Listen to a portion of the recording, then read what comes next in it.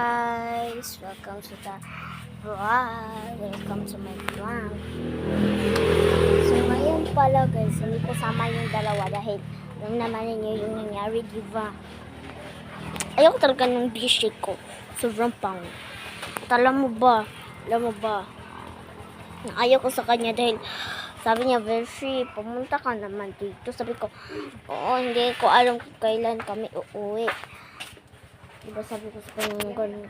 Pero hindi talaga kami uuwi doon dahil ayaw na nakin sa kanya dahil alam nyo ba yun?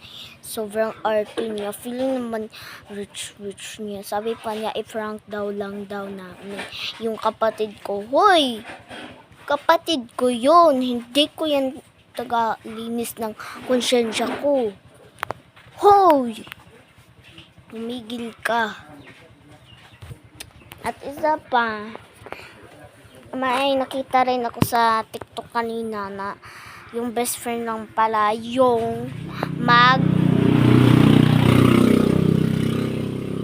mag-aaway sa'yo.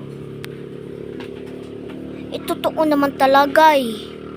Diba? At kayo dyan may BFF. Sa hindi masama or masama. Tandaan nyo to, huwag kayong pakialamera sa inyong mga sarili at saka sa inyong hindi kakilala. Ano naman, beshi naman pala. Hindi naman pala kapatid. Hoy, saan yung importante, beshi or kapatid? Sige, comment na kayo.